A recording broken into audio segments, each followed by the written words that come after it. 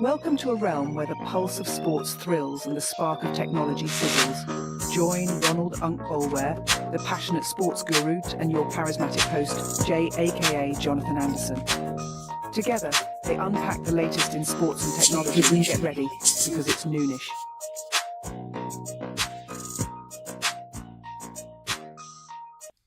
Oh yeah, what's going down? What is going down? What is going down? It is Friday. Very different situation than the norm that we like to have our live shows, but we had a certain reason, that we backed up the show this week. But man, we definitely appreciate y'all tuning in to a very special 5th episode, season 10 of Noonish Sports and Tech. Man, I'm your host, J.A., a.k.a. Jonathan Anderson, here with my awesome co-host, my Ron Boleware. What's going down, huh? Wow, it's nothing much, man. It kind of feel funny, not being on our regular day and time, but it is what it is. We had a scheduling conflict, so we had to reschedule the show, not the other stuff that we had going on. I'm just glad to get into these subjects. I'm ready to learn something on F1 from our first lady of F1, Christiana. Well, you ain't wasting no time then, are you? Let's go and jump in this thing then, What's going down, Miss Christiana? How you doing, girl? Unc said, I got no time. I got to jump into what I need to learn about F1. He said, right now, Hey, I got my pen and pencil. I'm taking notes. Yeah. Hey, if you didn't know it, this is the first lady of F1, Miss Christiana. Yeah, bro. Hand claps. Hey, let me see if my horns are working today. Let me see if we can get them cranked out one time. Give me a horn. There you go. We got the horns popping. We got the horns popping. All around for the first lady. What's going down, Miss Christiana? Hi, guys. This is the two-ish broadcast. Is that right? Are we rebranding? Are we the two-ish? Well, it's still Noonish. It's still Noonish. It's closer to noon than it is midnight. We only go by 2 times. Noon and midnight. So we're going to stick with the Noonish. Yeah. What's going on? How's your week treated you so far? Can I be honest? Mm-hmm. Can I speak candidly? Oh, I'm getting my butt kicked. My butt kicked. Work is crazy. I thought because of the Olympic break and everyone's kind of on this lull that it meant being quiet, but that's actually not the case at all. It's been really crazy. Awesome. A lot of news.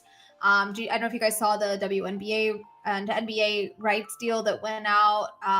There's a lot of things happening in sports during this downtime. So a lot of Can you explain?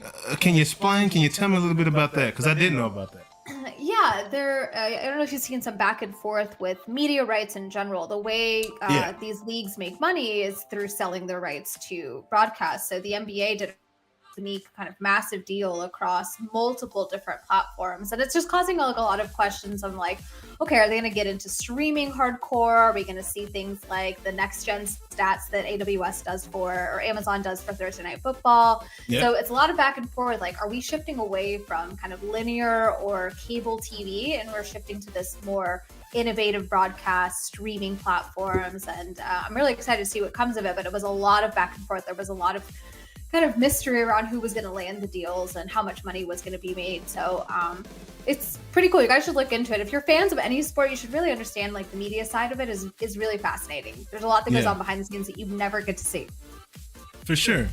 It's I've seen a lot going on between Amazon and TNT because, of course, the inside the NBA or whatever it's called, NBA, whatever the show is with Chuck, Shaq, Kenny, Ernie. Inside the NBA. Yeah, inside the NBA. It's a very popular sport, for the past 30 years or so. And suddenly, talks about, the show not existing anymore, beyond next year. So, and then Charles Barkley saying that last year's going to be his, final year regardless. A lot of people saying that might be a negotiation tactic, which is very smart by Charles Barkley, who was a very smart man. But that could, he could easily get, hey, I need 50 million, Chuck. What's the number? If you give me a crazy number, I might sign at the end of the day, right? So great tactic by him. But yeah, I've seen a lot of these conversations, and I think it would be kind of cool if Amazon was to, take this thing over and offer the NBA TV to Prime members, right? Because it's not like you're paying an extravagant cable fee or anything like that. It's additional to having Prime, which majority of Americans and people around the world have. So that's an international move, not just a USA move from a broadcast standpoint. So I think it would be a very awesome move, especially if they were able to, and this is what Bezos does, goes and scoops up that team and moves them over to Amazon, right? Sure. Yeah, I think it's smart. I think it's an 11-year deal, and it is across Disney, which is ESPN. So that gives its own kind of interesting spin to it. NBC and Amazon, they'll all share rights throughout. So yeah, we're going to see exactly what you're talking about. There's an international play here. It's going to be really interesting to see maybe the tech side of it that comes out of it. I don't know, maybe you guys will talk about it later, but I also was really curious about how the CrowdStrike / Microsoft breakdown last week impacted sports. It impacted travel. So I didn't see anything about it that would affect, sports broadcasts or anything like that. But news broadcasts were impacted. Travel was impacted. Hospitals were impacted. But I think it was primarily any industry that has some type of connection to the government agencies, right? Because government agencies are heavy on Microsoft, right? Oh, yeah. And security and things like that. So I think most sports teams, that's more the private sector that you're tapping into, and they're trying to stay away from whatever the government's doing. So I think that's why you didn't see too much CrowdStrike situations going on in the sports world. But there was one moment that I caught live on Friday, and that was looking at Mercedes when I was watching practice on Friday. Their screens were all out, and I was like, what's going on? And then I realized that CrowdStrike is actually a huge sponsor of the Mercedes F1 team, and they were actually having issues in being able to utilize their tools. Which, can you imagine, like in the middle of a practice run where you're getting all the telemetry and data that's going to inform your qualifying and race? So the engineers are seeing this just happen right in front of them, like, oh, what's going on? Or insane. It's really interesting, but ultimately I don't think it had an impact through the weekend. But I was curious if you'd see that in any other places. So that leads me into some F1 stuff. Do we want to talk about it? Okay, please, let's jump right in, Miss First Lady. What do you have for us? Guys, drama at the Hungarian Grand Prix this last weekend. The girls were fighting, and by girls I mean boys. And boys got a lot of attitude in F1. They're very dramatic. They love to they're snitches. There's a bunch of snitches over there. They love to yell on the radio and say, hey, look, this guy broke the rules, get him, or whatever. Are you serious? So much drama, but this was even crazier to me. Okay, so let me set the stage for you. Oscar Piastri and Lando Norris are from McLaren. They're two young guys. Lando's the veteran, but he's still pretty young, and Oscar's a pretty new kid from Australia. And they've been really dominating. I've talked a lot about McLaren showing up on the podium and just showing some points dominance over the last couple of races. Now, they get a little bit of heat for their strategies when it comes to pit stops, and they've cost some wins, or some of the drivers some wins, just to weird strategies, not really due to the capabilities of the car. It's just been some weird moves. So the race kicks off. Lando Norris is in pole position. Whenever I see Lando in pole position, it never to me means a guaranteed win. When I see Max on pole, I'm like, that guy's got it. He's really mature. He knows how to drive. But when I see Lando, I'm like, something's going to happen. He's not going to pull through and win. And I was right this time. So Oscar Piastri is able to get in front of Lando to start the race. So Oscar's leading the race. Things are very interesting. They're going back and forth. Not in placements, but there's a lot of just drama at the first part of the field. Anyway, Lando pits early. This is called an undercut. So hold on. Is this guy like a nervous wreck? Say it again? Is Lando like a nervous wreck? Like, does he just get in his way all the time? Because that's what it sounds like. Well, you'll see here. So not quite. So Lando pits early. The goal is for him to basically take Mercedes, like how he's meant to kind of block Lewis from continuing to land in third or get on podium. So there's some strategy bringing Lando in. Well, Oscar then pits, but Lando goes out and leads the race. So it was an interesting call to bring Lando in first. He's ultimately goes back onto the field after Oscar pits and is leading the race. Somewhere during the middle part of the race, they're basically telling Lando, hey, you've got to give the place back. We made a call. You've got more points than Oscar. This is a strategy play to help win us the championship. We need you to give the place back. And for several laps, there is straight up drama back and forth from Lando to his race engineer saying, I deserve to be here. You guys made this call. I'm here. I'm in first. Lando's a little baby. And they're like I was trying to at one point I was like, work with him for a few weeks there. He's got an attitude. Yeah. And at first I thought, well, he's won, so he's got this kind of edge, edge to him, but like in a good way. Let's let this motivate him. Yeah. But now he's won, so I think he feels like he deserves and should have these things guaranteed to him. So it was really interesting. Ultimately, the race engineer comes over and says, look, you can't win this championship without us. And ultimately, you're going to need Oscar. You're going to need the team. Do the right thing. So he puts it in Lando's court and basically says, you have to do the right thing. And Lando doesn't give up until I think maybe it was 1 or 2 laps left. He slows down and lets Oscar take the lead. So it was a lot of drama. You saw it actually in the cool down room. Ultimately, Lando is in second. Oscar gets his first ever Grand Prix win.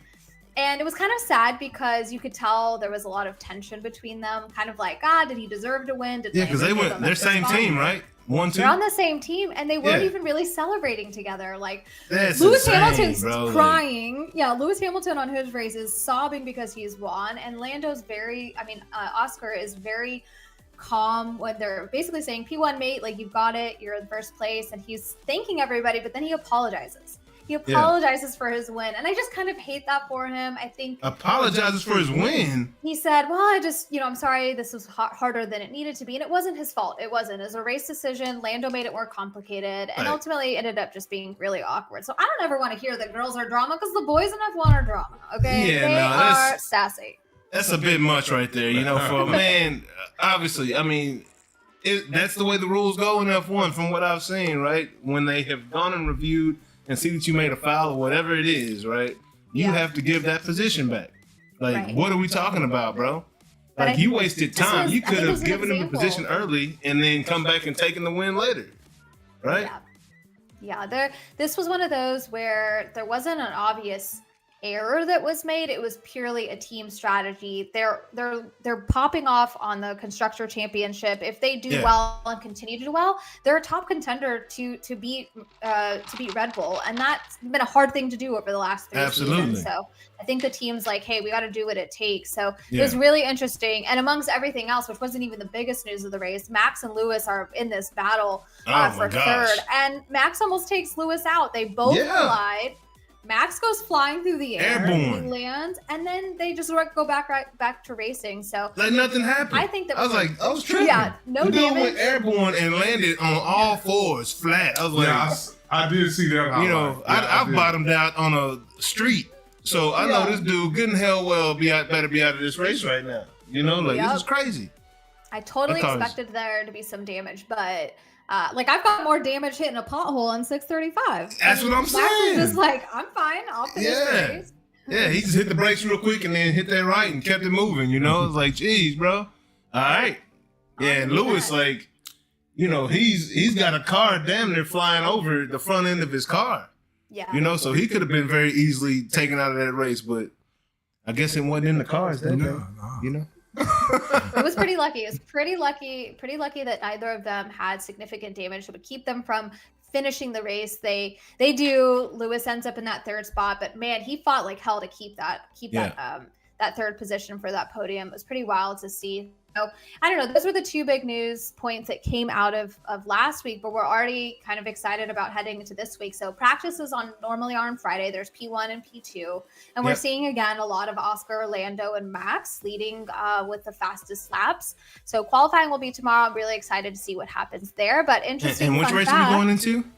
We're going into Spa. We're the Belgium Grand Prix. Okay, gotcha. And it's a it's a popular one. It's a very well-known track. It's the longest track, so the laps there's a shorter amount of laps. So last week there were 70 laps. This week I think there's only about 40, but that just shows you how much longer the track is. So I don't know. We'll see how that plays into the strategies of the team for tires.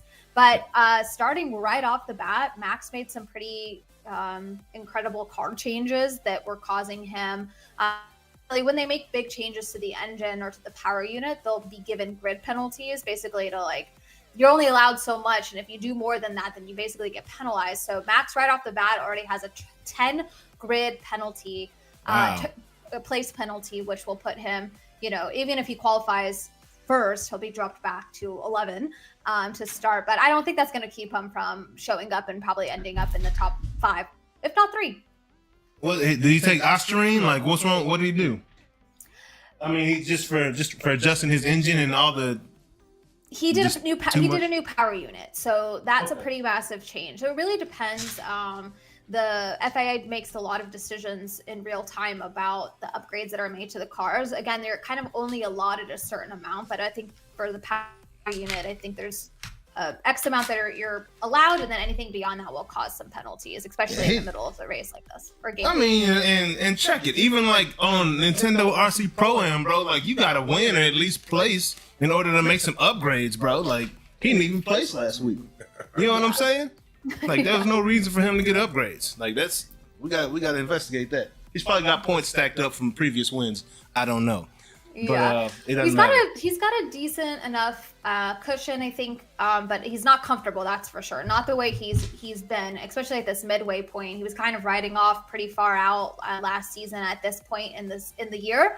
So I think they're making these calls. They're having to make some pretty strategic decisions to keep him competitive, which is pretty interesting to see for Red Bull, considering they've been dominant so much over the last couple of seasons. So this is just, again, I think this is my favorite F1 season in a while, and that's just due to the pure back and forth and fight for the true championship. So Mercedes has a 5 podium streak, which has been great for them. I see them maybe ending up in second or third for the constructors. I'd love to see them in first, but with the way McLaren and Red Bull are fighting, I think one of those guys is going to land it.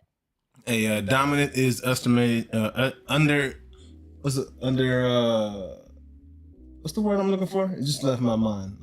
When I was saying it, which is the weirdest thing ever. Anyways, Red Bull's been dominating, obviously, crazy. Totally. So what was Josh Allen doing out at the F1? What's going on there? Guys, what a weird remix. What's it called? No, not a remix. An appearance. Collaboration? A collaboration. I say remix because I feel like they merged their two brands together in this really fun way. So you've got Josh Allen and Daniel Ricciardo. They met years ago at the Monaco Grand Prix, I think sometime in 2019. They've remained friends, which is really random. Daniel is, he's not won a race in a really long time. He's been in F1 for a while. He left for a little bit. He's brought back with the RB team, and he's not doing super great, but he's super commercial. So I think he's going to be racing for a long time. He's got a big following. A lot of fans, especially in Texas, love him. He loves Texas. I think he has a house in Austin. Oh, really? He and Josh Allen released a 6-minute film on Instagram with this collaboration with Beats, which I haven't seen Beats show up like this in a while. So really fun collab to see. Got Beats on right now. Hey, Josh Allen. Hey, y'all can collab with Noonish. We got you. There you go. Maybe they'll sponsor the show because we're F1 fans and football fans. How about it? Look at us. Look at us. But it was a really fun collaboration. You guys should check it out. It's on Instagram, probably on YouTube too. But in the storyline, 2 of them are best friends, and they go out and buy a horse together, and they buy a bargain horse. They say they can't afford the most expensive one, so they take kind of a resale horse, or it hasn't been, actually not resale, it hasn't been sold yet, it doesn't have as many skills, it's not a winner, they say. And it's kind of funny because they're saying all these things about this horse being old and needing to retire maybe, and he's not won any championships, and it pans over to Ricciardo, and Ricciardo's don't look at me, because he's kind of that way. He's an older driver, he's been on the F1 grid for a while, and he hasn't won a championship yet. So anyway, I thought there were some weird parallels, and just all around, it's a really silly production. I thought it was really well done. You guys should check it out. It's really fun. Well, I love silly. I'm never growing up. That's I'm definitely checking it out. No doubt. What's up, CBJ 5200? My boy Buck, man, appreciate you tuning in, bro. I had to shout him out real quick. Sorry about that, Christiana. No, I love it. Who is it? Let's wave and say hello. Oh, Buck, man, that's my college suite mate, next door neighbor, turning to my brother, you know. And me, Louisiana Finals, baby. Let's get it. but yeah, so and then we also had a little news around. Was it what was it actually? IndyCar? Yeah. No, it wasn't. No, which seats remain in F1, right? Oh yeah. Yes. Okay. Yes. IndyCar's coming up. Okay. I'm just too excited. Yeah, there's a lot of open seats. There's a lot of open seats at F1. Maybe I'll take one of them. I don't know. But no, there's an open seat at Williams. There's an open seat at State. RB, Alpine, and Mercedes all have not confirmed their second driver for the year.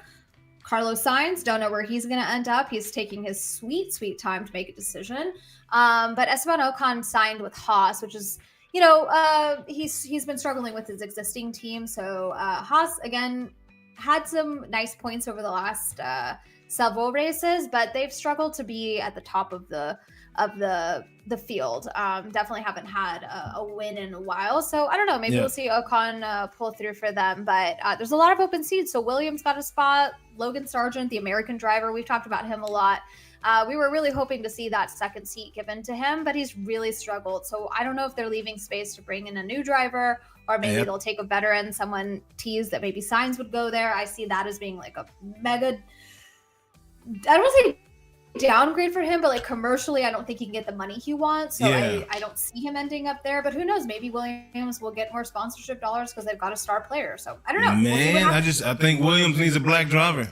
I think that would fit the name of the team very well. I think they could bring all of the sponsors. If Deion Sanders, one of the Sanders boys, went and drove for Williams, that might be a nice little collaboration for them. But hey, let's put that on our wish list. I would love it. I mean, you know how I feel about diversity in sports. F1 historically has struggled with this. Lewis has made a lot of noise about how do we get more drivers, more women and more black drivers, just more diverse drivers in general. But I'm just saying, Williams, like nobody's following him, nobody believes him, bro. Like, how you gonna be Williams and you don't have a black driver, bro? You know what I'm saying? I got my cuz right now will go jump in the, Chris Williams will jump in the driver's seat right now and probably beat a lot of them dudes. I'm just saying. I watched a clip. Can Chris drive? Yeah. Oh, okay. And Chris is a mechanical engineer, so he's got all the science down. F1 science. He's coming with a little more. He's gonna help the team from the driver's seat, like Lewis does. Let's make a bid for him. I'm gonna holler at him. I laughed so hard at my first clip that I ever did with you guys where we were talking about Williams. You're like, that sounds like a black team. And I was like, it couldn't be whiter. Like, you guys have no idea how white it is. It is an old English team. Like, everyone is, it's just like the original. They were the first F1 team. The epitome of Williams. White. So we need some spice over there. Anything, shake it up. Even Carlos Sainz, I guess, would shake it up. He's a Spanish driver. Let's get some dark hair over there. Yeah, that'd be good for him actually, both sides, right? Because what a hell of a story if Carlos Sainz was able to bring them back to a level of respectability, right? Totally. And then also, gain some sponsors and because of his name and who he is. Like, we'll see. Messi came to Miami. I was really rooting for Logan to stick around, but I don't know where he's going to end up. He's really struggled, so we'll see. Yep. And then your Indy news, right? Wasn't that a former Haas driver? Yes, it was. So I wanted to bring him up because he does not get as much love as he should. So Grojean is a driver in IndyCar, but he drove for F1 for a very long time. He had a couple of podium appearances, no wins, championships, but you might remember him from Bahrain. He was the driver who crashed into the basically the barricades, and the car essentially split in half and blew up. It was everybody thought he died. I thought he died. I think everyone thought he died because they actually weren't really wanting to show the car. They were showing like the reactions of people, but they wouldn't go back to the car. And I think they were like, is he in there? What's going on? And he's in there for I mean, a minute, and then all of a sudden you see this character, this shape, come out of the flames, literally with his hand and feet on fire. Yep. And he survives with very minimal injuries. And that was an insane wreck. Can you imagine? Like, and then also on live TV, your family's watching, you're trying to calculate, like, can I get out of this? Am I trapped? The car was destroyed and on fire, and the dude's walking down the street like a damn superhero. It's like what is? I mean, they came and tackled. Like we went to collapse to the ground, and they did the whole thing or whatever with the extinguishers, and that was just a crazy scene to watch. And just for that to be the one race I was watching at that moment in time, I was like, this is nuts. I need to watch more F1. Well, it's a dangerous sport, and there's a lot of improvements that have been made to the car. The halo is one of them. The structure, the infrastructure of the vehicles is just really powerful. It absorbs a lot of the shock of an impact like that, but it also can trap these drivers. And luckily, he wasn't trapped. He was able to get out. And they call him the Phoenix. They call him the Phoenix because he literally came out of the ashes of this vehicle. So he ended up in IndyCar. He's made a couple of podium finishes for Indy, but he's nice. The reason why I wanted to bring him up is I'm thinking a lot about these drivers who are getting towards the tail end of their F1 careers, and I'm wondering if we'll see these appearances in other racing sports. So there are a lot of drivers who go to Indy. You know, you don't see a ton in NASCAR, but I wonder if somebody like Ricardo, who's super commercial in the US, could actually flourish in NASCAR. In NASCAR, yeah. I feel like you could see it just for brand wise, and he might just do it for shits and giggles, if I'm being honest. He might just do it just to be like, whatever, this is my last rodeo. Let me have some fun. If I was him, I'd just sign up for the Chicago race, if nothing else, you know? Yeah, just do a Chicago street race and that's it. Yeah. You're good. That's it, man. Like, geez. No, that's awesome, man. It's cool to see this guy, because I know that for a long time he struggled over in F1. Didn't do too much. Had a following, even though he didn't do too much. But it's cool to see him succeeding over in Indy. Totally. Yeah, I think he's got a lot of potential. I like his story because I don't think anybody would really want. I mean, I wouldn't want to get back into a race car. He ended the season. That ended the season for him. There weren't too many races after that, but he made a really brave decision for him and his family to get back into it. And I think he's drawn some F1 eyes over to Indy. Certainly, he has my attention. And you'll see F1 drivers pop up in different sports, motorsports. Sometimes in Formula E, which is the all-electric cars. Yeah. We'll see what happens, but I'm really curious to see, maybe there'll be some shifts from some of these drivers who are really getting to the tail end of their careers, if they'll really retire, if maybe we might see them pop up in different places. So we'll see. How many more years you think Lewis has under his belt? Ooh, I think I see Lewis driving for 5 more years at a maximum. And I think more realistically 4 years. But I don't know. He loves to do this. He loves to drive. So the change to Ferrari, who knows? He might win a championship next year, which I think will just give him, I don't know, some extra motivation to stick around. Or he might say, like, thank you guys so much. I've had my last championship and go on it. And take my final bow. Exactly. So I don't know. I think at 5 years, that sounds like a lot, but I don't know. Alonso's been racing forever, so he might never retire. We'll see what happens with that guy. For sure.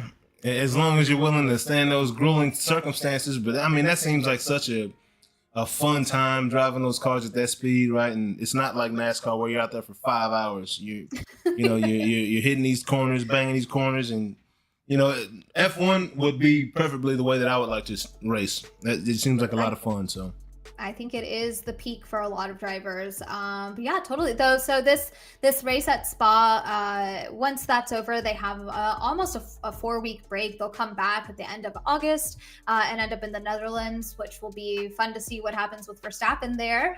So they'll have a nice little break. So I'm interested to see what upgrades come from the cars. And then, I don't know, maybe these guys will have an extra boost of energy and we'll see Lewis back on the podium. That'd be nice. I know you like it, and that makes for a happy week for everybody. Hey, he was on the podium this week, wasn't he? Sure was, 3rd place. Yeah, give me that 3. Yeah, and that's 200 podium appearances for Lewis, which is a Wow. all-time record for F1, which is crazy. Holy I've never cow. done anything 200 times. Can you imagine? Like, That's nuts. 200 win or 200 podium appearances? Holy cow. That's a lot. That's been exceptional for a long time. But hold on, real question, logistical question. Where do you think they store all their trophies? Like, that's a lot of trophies. He probably just gets a digital copy now. Sorry, Well, bro. you know, Backs it to it. once you Yeah. win so much and make so much money, you probably got a trophy room. Yeah, he's got a trophy room somewhere. Yeah, 200 times you got a trophy room. That is a lot. Yeah. Holy That's a lot. cow. He almost been on the podium as many times as I have. You know what I'm saying? though? I'm just saying. He getting close. He getting up close. there. I wonder if he has like a house for his trophies, because I feel like he Very probably possible. shows them really nicely, or he's the opposite. When people, when people win so many that they just like start putting them in weird places and using them for like Man, pencil and holders. just athletes buy homes for what I know athletes had bought homes just to put art in them bad boys. Right? So Maybe Lewis has his trophy house. I don't know. Well, one athlete bought a house for his dog. Who was it? Because I love that. Mary Whoever they are, Are I you love serious? them. Yeah, don't you remember in Mansfield when they called him and he bought the house for his dog? That is because where insane. he was living in a townhome and the dog bit a couple people. And they said he had to know. Seriously, no, Mary bought the house for his dog. oh my god. Because I know Mary. I know him. Yeah. Yeah, I he gotta took be it off honest, the that's- house, literally. Before he That's my passed. Yeah, style. he actually bought a house for You his said dog. that's your style right there, Christiana? That's my style. I don't love anything as much as I love my dog. She can have her own house. She could Yeah. have my car. I don't care. She can do anything. I love it. I love it. Well, Christiana, thank you so much for this excellent first State of F1 report that you provided for us today. Always on point, bringing that heat, baby. That's what I'm talking about. But yeah, no, thank you so much. Guys. I appreciate Yeah, thank you, y'all. Christiana. And Christiana, last week you asked me a question. The answer to that question is 69. I know. Oh, you know? Okay. There you go. Yeah. Hey, and Yeah, I'm not. I'm not know. saying I that only at know all. because you. I only know because you told me. But if I Oh, had okay. to have guessed, can I be honest? If I had to have guessed, never would have been that. I would have been like 55. Okay. Man. Maybe. Hey, Hey, you but I'm know. gonna say What it about- like this, what Christiana. about- I just what woke about- up like this. Now it's some 5 to 8 miles every morning. To 5 to 8 miles every morning. 19. Guys, You shouldn't be listen. drinking yet. Unc walks 8 miles a day. I can't even believe that. I gotta get my shit together. I'm actually 8 miles I a gotta day. go. I gotta go, guys, because I gotta go walk my 8 miles. So Yeah, I'm like mentally, I don't mentally that would break me. Just the thought of walking 8 miles a day. I'm already done. I'm already beat. But Unc does it like it's nothing. That's what I'm talking hey, about. that's why he looks so young. Exactly. Yeah. Exactly. I need that. Right on, Christiana. Hey, you have a great weekend. Thank you for joining us on this Love you. 2 o'clock hour on Friday with such excellent imperfection. Excellence and perfection. I appreciate you so much. Thank you, We'll guys. see you Talk to next week. All right, have a good one. Peace. Yeah, man, Miss Christiana bringing the heat. Yeah, bring that info. Yeah, man, you should have seen that wreck though. It wasn't a wreck. Now I Don't see even- the record over the weekend. Yeah, it's pretty wild, man. Like he literally, Lewis was coming in like this. I'm gonna use my hands right now for a demonstration. He was coming around the corner like this, and Max tried to cut him on the inside, and he clipped him right here. And Yeah, Lewis literally. slowed down, and he literally went up like this, and it Yeah. goes boom, landed on all fours, It kept going. and turns, slows down. Lewis turns right here, and Max just turns his car, gets back under control, and keeps moving like nothing happened. It's pretty wild. It's pretty wild, man. But yeah, Miss Christiana's off the chain, man. Well, that's why they're professional drivers. Exactly. That's why they drive for money, not for fun. Exactly. Because I'd have died that day. But we're gonna keep this thing moving, man. So moving on. Man, there is a pretty awesome event taking place for the next 3 weeks. And it's getting cranked up today. Oh, Actually yeah. got cranked up early this week, but Well, once our training camp opened, it's on and crackling now. yeah. The Cowboys is in Oxnard, California. Yes, they are. So we gonna see what it be like. We're gonna talk about all that later. Yep. Let me see what's up with these topics real quick, because they looking kind of funky in my face right now. So, let's talk about this week. Let's tell people what you did this week while I get this sorted out on this end. This week, what I did? Let me see. I haven't done a whole lot this week other than, like I said, I went and walked in, get my miles in every morning. Yep. And I'm trying to see. Me and my wife, we went out to lunch or dinner one day, Monday or something like that. But we use, just a normal everyday week. I'm not doing a lot now that I'm retired, but I make sure that I get my heart rate up and my heart is strong. And and at this age, I'm not on any medication. I don't have no high blood pressure. I don't have none of that. Yes, sir. Diabetes, none of that. High cholesterol, all that is, So you gotta, you kind of gotta keep up with yourself. But that's basically what I do. I just try to make sure that I'm healthy. So when I do get ready to do something, I have the energy and the money to go do it. Yes, I do like, I told you about me and Dr. J, what we do with our money every night and every morning. What you say y'all do with it on? Hey, we count it every night. We go to bed every morning when we get up. Yeah. I learned that from Dr. J, Julius Irving. So, but other than that, I just have a good, normal, everyday week, and right now I got a pretty good life, man. It may not be that good to some other people, but it's wonderful to me. Oh, it's amazing. Yeah. Oh, it's a wonderful life. Oh, yeah. It's a wonderful life. Oh, yeah. But we're going to keep this thing rocking. We're ready to rock. So, we got the opening ceremonies to the Olympics, man. Pretty big deal going on. Next 3 weeks. You expecting the U.S. to dominate or what? In certain events, yeah. Yeah? Oh, yeah. What event do you expect the U.S. not to win? Outside the track? Water polo. No, Russia and Poland them is They tough. dominated? Man, they tough in that water polo. Well, we're pretty good too, though, huh? Yeah, we're pretty good, But that ain't great. We don't dominate that like we do some of the other Yeah, no things. doubt. I'm gonna say like water polo and man, gymnastics is rough, man. I mean, now the U.S. ladies, women, yeah. Now the ladies with Simone Biles and those. Yep. But They the go hard. men, man, they Been a struggle for a minute. They gotta work a little harder. I'm gonna say it like that. They gotta work a little harder. Yep. They gotta do a little better. 'Cause actually, it used to be the men would overshadow the women for the longest, but now it's switched around and the women overshadow the men in gymnastics because the women are the ones coming back with all-around titles and gold medals and all that stuff. They said that the men used to dominate more than the women in gymnastics? Yeah.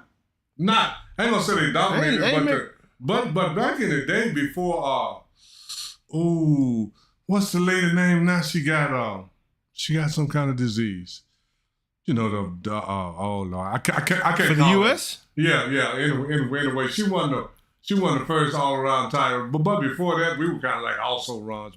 Mary Lou Retton. Okay. Mary Lou Retton. Okay. Once Mary Lou Retton kind of broke through, that broke the ice. But before that, we were kind of like also runs in the men were just above also runs because the Asian countries, they used to dominate that. China, Japan. Oh yeah. But then we're gonna get to that too. And then the Soviet Union back when when they had the Iron Curtain, the Soviet Union and all those. I don't even know if their women can compete. Can they compete in this Olympics? I know they were banned for some illegal substances for a little bit there. I'm not even sure. And remember that Olympics, they had to compete as a nation that, they weren't even represented by any specific, I forget exactly what it was called, but. I'm not sure, but like I said, they haven't been in the mix. Ever since Simone Biles has pretty much been dominating the last 3-4 Olympics.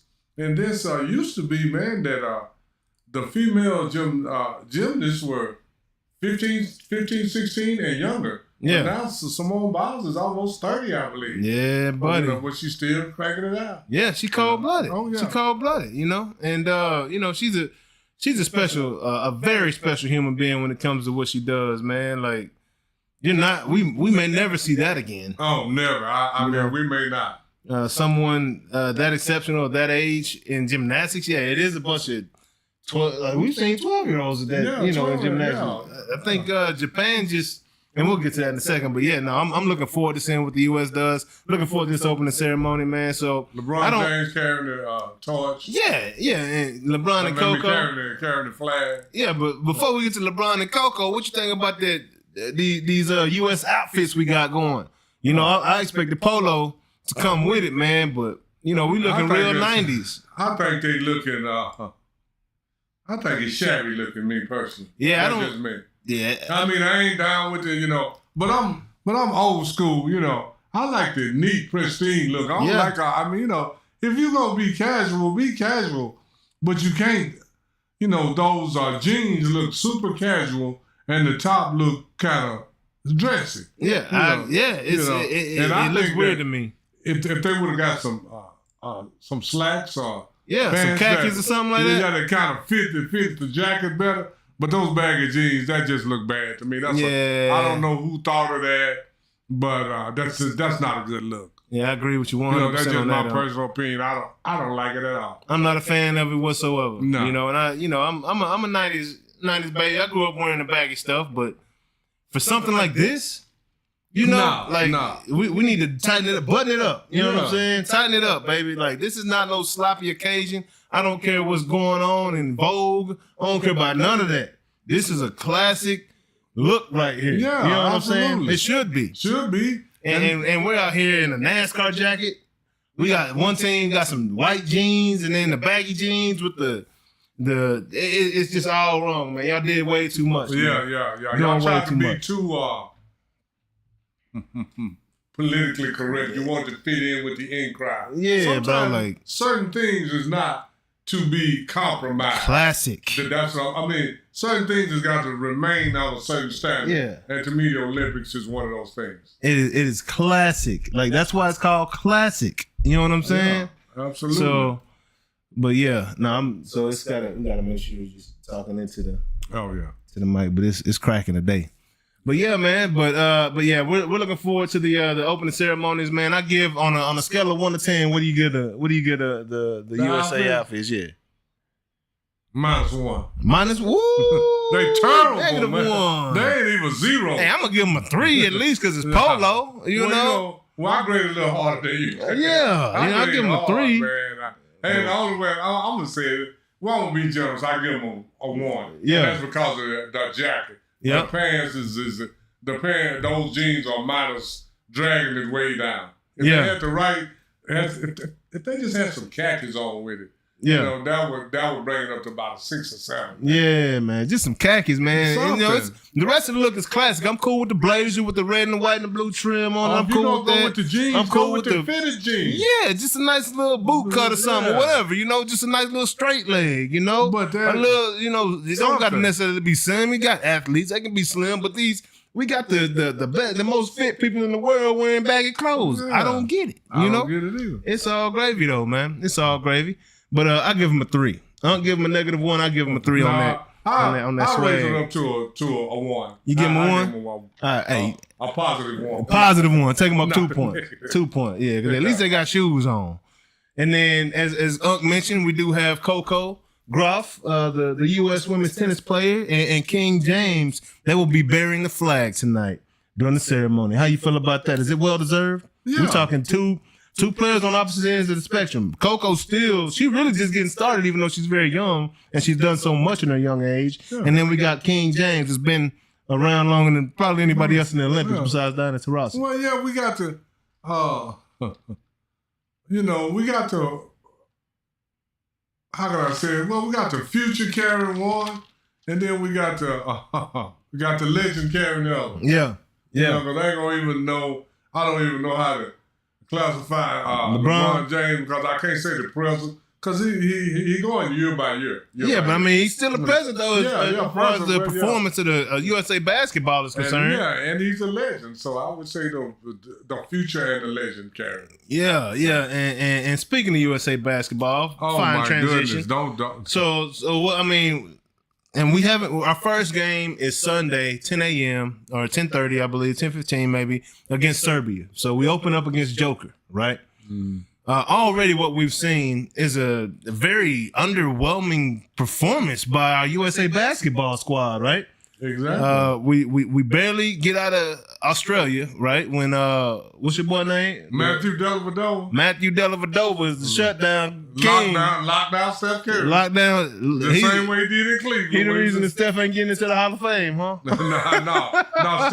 Steph gonna be in the Hall of Fame. They gotta take that greatest shooter ever. They got to stop saying that. So Dellavedova in Australia slowed us down, and then after Dellavedova slowed us down, then we got slowed down by we barely beat Serbia, right? Barely beat Joker, barely beat Germany. But the kicker, boy, we have struggled against South Sudan. Who? South Sudan. They just became a nation. South Sudan. Like literally. That is ridiculous. When did this? I'm trying to see how long ago they came a nation. They have 2 NBA players. 2. But neither one of them are starters. Neither one of them are even rotation players. What they don't have is an indoor facility in the whole country. Indoor basketball? Yeah. They don't have one indoor gym in the whole country. So how can you... But they lose to the U.S. Olympic team by 1 point. And we had to take the lead with 8 seconds left to win. Yeah. And LeBron James had to score the bucket. Yeah. To win. That's ridiculous. We beat them by 1 point. Now, excuse me if I'm wrong when I say this. If the Dream Team plays that team, they win by 60 points. Maybe 70. You're talking the Olympic team, right? Yes, I'm talking the Dream Team, talking Michael Jordan. Playing the team they got right now. Playing against South Sudan. They'll beat this team by 50. They'll beat this team by 50. Yeah, so you saying the Dream Team will beat this U.S. team by 50 points. Okay, we only beat Serbia by South Sudan by 1, right? Yeah. And if the Dream Team beat them by 50, so that means they'll beat this team by 49. Man. Because we're only 1 point. Man, this is the worst. Since the professionals, first off, since the professionals have been playing, this is the worst outing. And you know, some of these teams have not even won the gold medal. Absolutely. This team looked worse. And I told you that I would not have Joel Embiid on my squad. Yep. Joel Embiid is playing horrible. Yeah. And he's talking a lot of smack about his teammates, too. Talking a lot of smack about his teammates. Now, I don't want to sound funny, but Joel Embiid not even from the U.S. Why is he on the team? Because this is why he's on the team. They say he committed espionage. No, he probably, I think he's committing sabotage.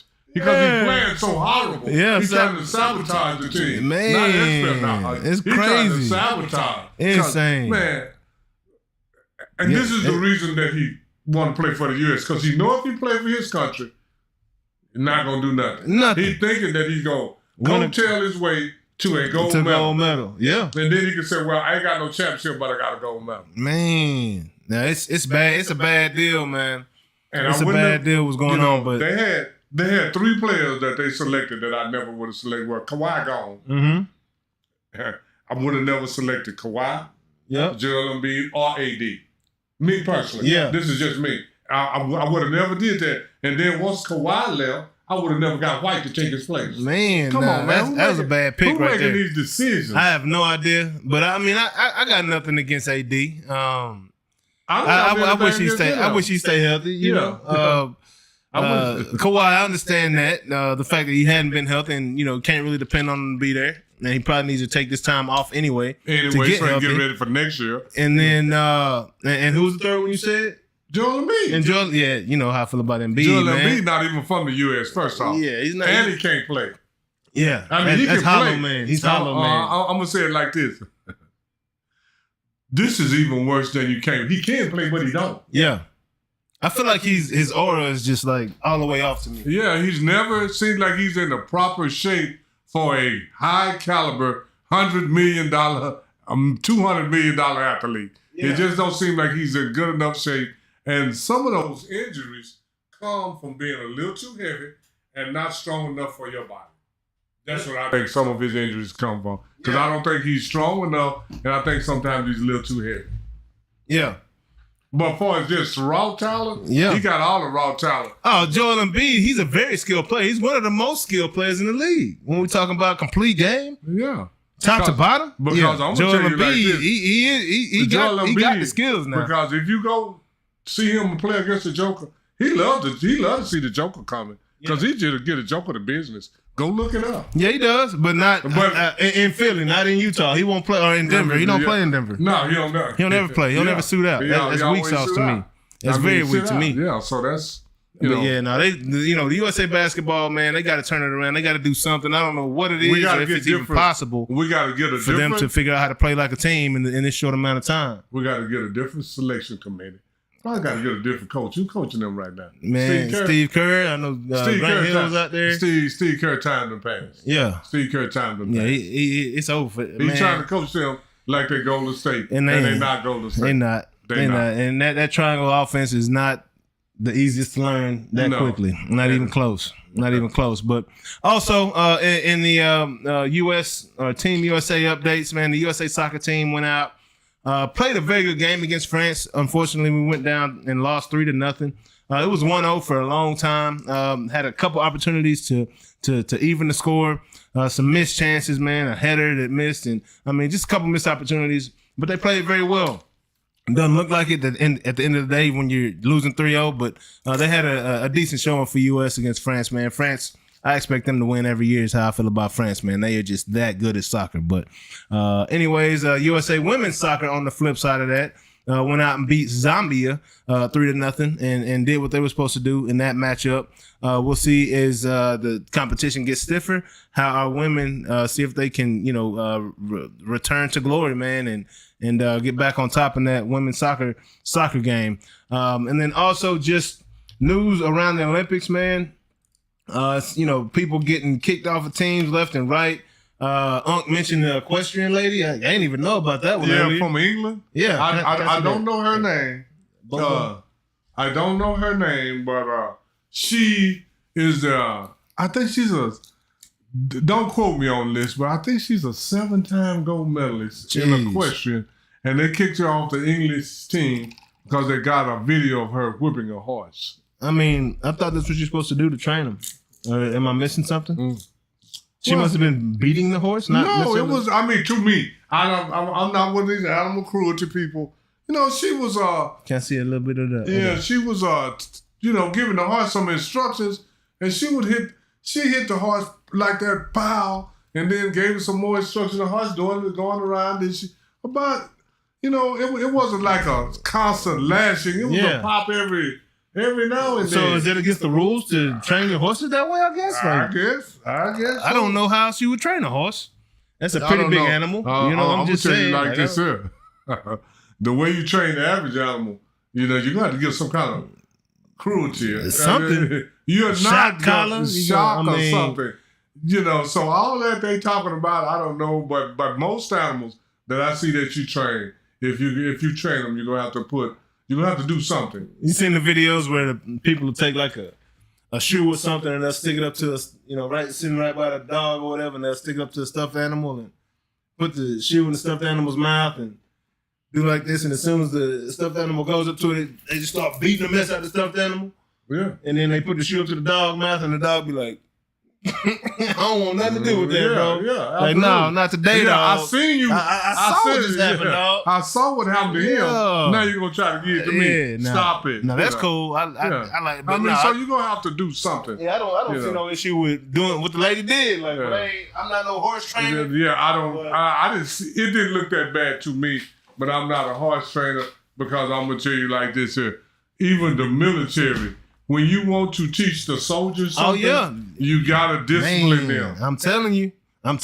So it is what it is. But and once you give them discipline, they don't make those same mistakes over and over and over. That sucks for that lady, man. She was a 7-time champion. Somebody just had it bad, like wanted her out the door. Sound like, because you ain't supposed to lose your spot for that. That sounds like some normal stuff. I don't know, because like I said, I'm not into that field, so yeah, for sure. And then also, this was crazy. So Japan kicked off their top gymnast for smoking a cigarette. She's 19 years old. right? And the legal smoking age in Japan is 20. So off with her head. She is no longer going to be a part of this Olympics. Japan made that choice. She got caught smoking a cigarette. In Japan or in Paris? In Paris. Oh. Yeah, so, I mean, that's a little conflict. Maybe the legal age in Paris might be 18 or 16 or 17. I don't know. But Japan say, hey, we sticking to our rules. I don't care what land we're on, bruh. You know, you setting an example for these young ladies looking up to you. Yeah. You know what I'm saying? So, I mean, I get it. It sucks, but that's law of the land. Yeah, but it is what it is. Yeah, it is what it is. She knew the rules before she did that. And it's unfortunate for the young lady. Don't ever want to see anybody miss out on that type of an opportunity, especially when you know how hard they worked and trained to get there. But then this is the whole thing. She has to realize how hard she worked to train and get there. Absolutely. Now I got to follow the rules so I can take advantage of my training and all of that. Because it ain't nobody else. When we talk, I hate the word fault, but you can't point at nobody else but yourself. You know what I'm saying? Like that fall back on you, baby. Oh yeah. So sorry for you. Sorry for you. I hate it for you. Yeah, I hate it too. I hate it for it too. It is what it is, man. Shout out Cam and Mace, man. Y'all do a great job on that show, by the way. You know what I'm saying? But we're gonna keep this thing moving up. There was some there is a big boxing match coming up August 3rd. That I think the people need to look into a little bit deeper, man. So, Terrence Crawford is taking on Israel Masdrimov. At 154. At 154. Currently, Israel Masdrimov is the WNBA champion at 154. He is managed by Eddie Hearn. And these cats over here, Turkish... I don't know. Alashik, I think his name may be. Yeah. He's putting some fights together, man. Oh yeah. Like the fights that the people want to see. Like you think you bad? We gonna see how bad you are. Yeah. Yeah. Right. And initially, and I've been knowing about this fight for a little while, and I typically don't like to really just dive into stuff until it gets a little closer. But I dove in yesterday, and when I realized who Crawford is fighting. This ain't no walk in the park, y'all. No. Like, Terrence Crawford has a chance. It's a chance he could possibly lose this fight. Because my boy Masdrimov, he throws with bad intent. And so does Terrence Crawford. No doubt about it. Oh, yeah. But I'm just saying this to say, get your popcorn ready. You know what I'm saying? Because it's, I show you a little bit of Masdrimov if you ain't familiar with him. Oh, I saw his highlights. Yeah, man. I haven't saw him just fight. Yeah. But I have saw some of his highlights. The young man swing with bad intentions. Yeah. He's got great head movement. You know, he's up and down. He's not just a stationary target. Oh yeah. Right? He got a good bob and weave. Great. He almost fights like Ben Whitaker, but without the extra without those antics. Yeah. But I mean, he switches, he'll bop, like whatever, like, and he's got a good rhythm violent, and he catches you. And he's got power in everything he throws. You know what I'm saying? Yeah. Oh, wow. Yeah. So this is, man, when I realized who Terrence Crawford was fighting, because just off top, like, it ain't nobody Terrence gonna get that win. It's not like that. No. It's not like that. Like, I'm curious to see what the betting odds are as of today on that fight right now, because that is gonna be a bang of a fight. And Masdrimov is definitely not afraid of Terrence Crawford. I tell you that right now. So I think he's looking forward to the opportunity. He should be. Yeah, to get his name on that pound for pound list. Oh yeah. Because I'm telling you, Eddie Hearn ain't just bringing one of his fighters in to lose. Yeah, because now if Terrence Crawford beat him, man, now Terrence Crawford is one of the better pound for pound fighters. Yeah, absolutely. And you can't deny it if he beats him. Yeah, I mean, but right now, to me, just the most pound for pound is Tank. It's Tank over Terrence? Yeah. Even after what Terrence did with Earl? Yeah. No, after what Tank did. No, after what Tank did to Frank. What? Yeah, I mean, yeah. That's over. That to me. Yeah, I mean, that was a very convincing performance right there. Yeah. No doubt about it. Yeah, I would say right now, I'm going to pick pound for pound Tank over Terrence Crawford, me personally. Wow. I think Tank is about to, right now, it's going to take somebody that I ain't seen yet to come up there from just what I saw. And Terrence Crawford don't look that invincible. What's it been? It was so Terrence minus 640. He absolutely is, picked to win. But I'm looking at that as that might be worth something to bet on right there. Plus 490. Those are the type of odds I like to bet on right there, man. Because this dude, he is not gonna be easy. Nah, and we've seen Terrence get knocked down before. It ain't like he ain't ever been touched. Oh yeah. But that kind of woke him up when that happened. But I mean, this is gonna be a very good fight because both of these guys are very skilled dudes, man. And I mean, I think he might be ambidextrous as well, Masdrimov. Yeah, right. But by far, that Spence fight is the best I ever saw Terrence look by far. Absolutely, no doubt about it. And he has not gotten off that regimen because he's talking about going up to 168. You talking about going to 168? Terrence to fight Canelo. But they're gonna beat the brakes off Terrence at 168. A lot of people picking Terrence to win that fight, but I'm just saying, like 168 pounds. I gotta see that. I like Bud, and I don't want people to think I be hating on him when I be talking about that snack. But I mean, 2 + 2 is 4. You know what I'm saying? Like when you was 140, 147, his whole when you was fighting at one, he went up in weight to fight though, didn't he? Yeah, up to 147. Yeah, so. Man, you hit and harder. now we talk about you hit harder at 147. Yeah, and you take punches better at a heavier weight, and you talking about moving up to 168. Again, I like Terrence Crawford. Man, Bud commented on one of my posts a long time ago. Yeah. Random. He's just that kind of cat. Good dude, down to earth cat. So I really appreciate Bud. I like him. He's one of my favorite boxers. But I hate. That's a long way to go from 140 to 160. It is. That's a long way to go. It is. It absolutely is. And he's still. That don't mean it can't be done. Yeah. But that's a long way to go. About the only person that all the way from 140 was Roberto Duran. Yeah. Yeah. That's a long way to go though. That's a long way to go. And he got the brakes beat off of him. Yes, he did. And I'm gonna tell you like this: I don't know if Bud is as good as Roberto Duran. I'm gonna say it like that. Roberto Duran can scrap for sure. Oh yeah, but I think Bud might be more skilled.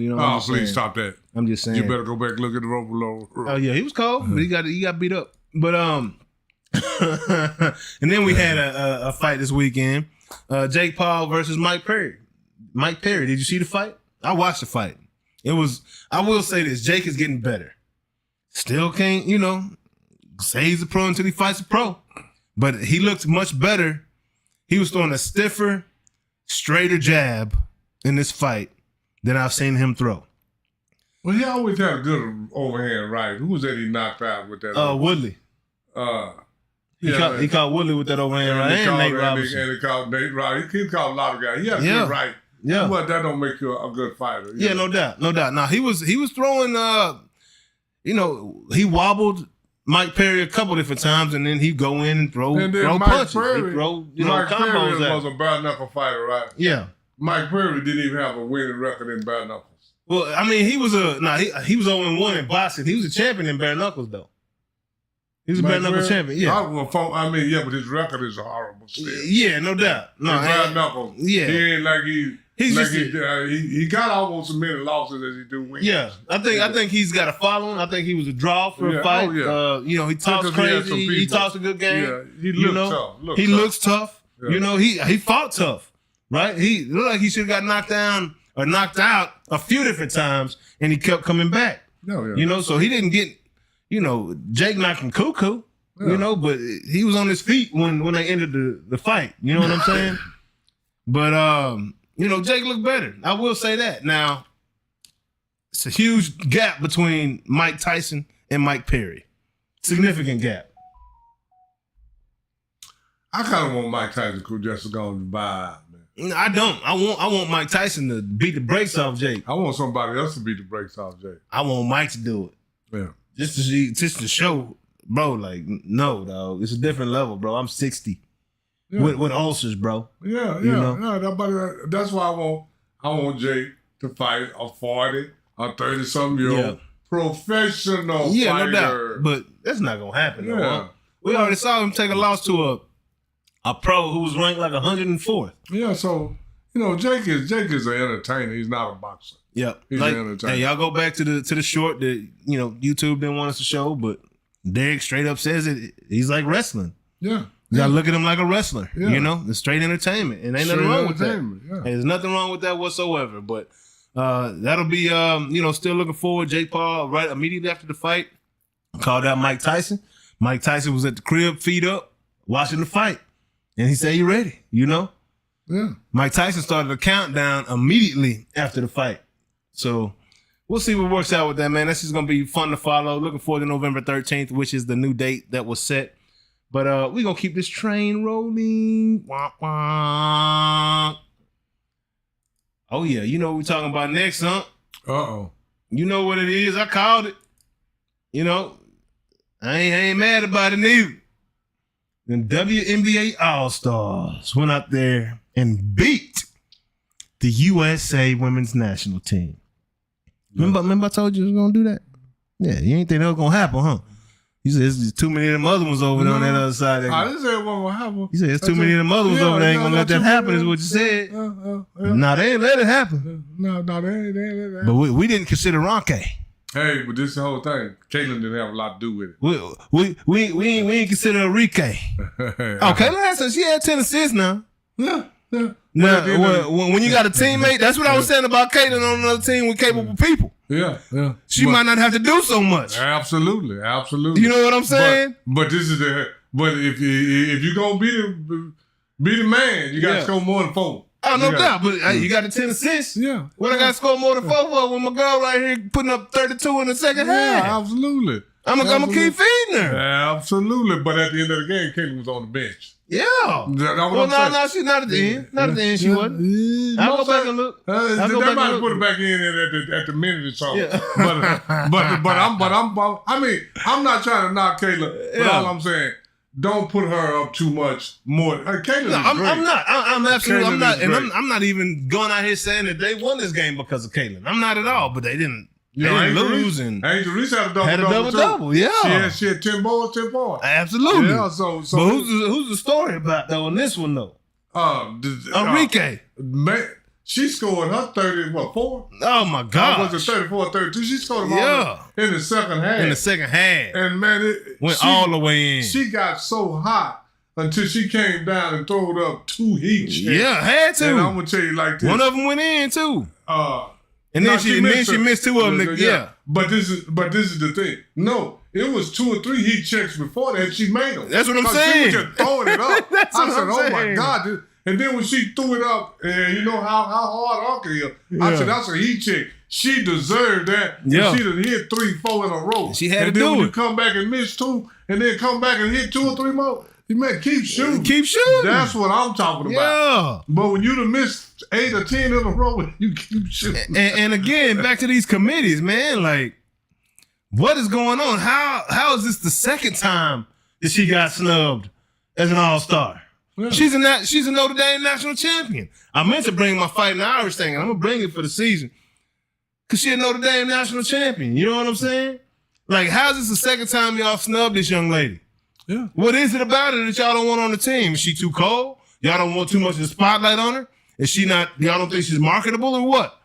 Because I'm talking about from a skill level, nobody can stop her. No, and then when you go look at not only skill level, but when you go look at her stats, she got the stats to back it up. Yeah, absolutely. She's ranked number 2 point guard in the league right now.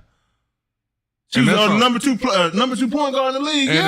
And that's only about ranking because if you go look at the stats, that's number 1. That's because the other girl is more popular. Exactly. So they put her number 2. Exactly. Yeah. Rike Ogunbowale, right? That's her name, man, and she's cold. Dallas Wings. Dallas Wings, right here. I gotta go see them. We're going to go watch. Yeah, we're going to go watch. See it. I'm gonna make sure we get some tickets. We're gonna go watch. Oh yeah, hey. For sure. And I want to be close enough so I can holler tell her, shoot it. Yeah, shoot that thing. That's how I am. Shoot that thing. Hey, heat check. If you can shoot it. I'm talking. She was cold with it. And I'm just saying the whole. Let's talk about this whole experience, man. WNBA figured it out. Oh yeah, they figured it out. That whole All-Star. If we compare the WNBA All-Star game to the NBA All-Star game, we're talking about from zero to hero. You know what I'm saying? Yeah. We're talking about a shemockery of a game versus the NBA. A quality, best of the best, all of the best athletes on the floor putting it down. Yeah. Trying to win. Yeah. You know, do we got to do that every year? Do we need a USA versus NBA All-Stars or NBA All-Stars versus the world? Right? No, the international players? NBA All-Stars versus the rest of the league. Or NBA All-Stars versus international All-Stars. Like Jonas and the Embiid and Joker and Luka. Like, you can put a very good international team together. And I'm talking Embiid over here now. Unfortunately. You know what I'm saying? But I'm just saying, like, I think that would make a very competitive environment for an all-star basketball game versus teams putting up 200 points. What? Running down, shooting threes. What are we doing? And everybody just looking. No defense. Yeah. You know what I'm saying? But well done. That was an amazing presentation, WNBA, from the uniform switches at halftime. And that's why they gaining so much popularity, man. Yeah. They doing it right, man. And it's crazy because NBA has been the innovative sport to this point of all the big three, all the big sports in America. WNBA has outdone the NBA now at this point. For the last year and a half, 2 years. And I guess it's because they've had to find ways to tap into that market. Yeah, tap into that market. Yeah, get that money. And get viewership. So yeah, absolutely. What you're doing is working. Whoever is on that creative side in that front office for the WNBA, kudos to you. Keep up the great research and development, whatever you're working on, man. You're doing an exceptional job, from the talent to the uniforms to everything else that you're doing, the whole experience, man. Kudos to you, bro, because the WNBA All-Star game was off the chain this year, man. Off the chain. And if anybody's on there, if you see something, say something. If you see something, say something, man. Say something. And if you're on there and you haven't subscribed, go and hit that subscribe button, then hit that like button, and then share it with somebody that likes sports like you do. Yeah, I'm gonna play some. I'm gonna put it on one of my favorite. Where that water at? I'm gonna play that water real quick. That's one of my favorite jams right now. You know, as we take it into the last quarter of the show, you know, gonna do it to some live tunes from your finest hitters right here, baby. Yeah. So moving on, man. We're gonna keep this thing rolling on down the highway. Next up, we're going to talk about a little bit of NBA news, man. Little bit of NBA news going off this week, man. So Jaylin Brunson must absolutely love the New York Knicks. That must be his favorite team, favorite people in all the world. Who did his dad play for? New York Knicks, I believe. Oh, yeah, that's his favorite team. Yeah, that's no doubt. Yeah. So, you know, Jaylin Brunson, congratulations on your extension. I wouldn't have signed it, because if he would have waited one more year, he would have got offered $113 million more. But he chose to sign now, so that I guess he can get more talent around him. Did he get to 2-year opt-out? Is that what he signed? No. What he signed? I don't know. Let me see the specific deal. I think, you know, because a lot of these players signed a 2-year opt-out. They had to take a little less money, but they get more money every 2 years. I think he had from what I understand, it was a very team-friendly deal. Because he just wants the Knicks to win, and I don't advise any human to do that ever again in life. Not send out $113 million. No, I mean, but then he may know something that we don't. Who knows? Possibly, you know.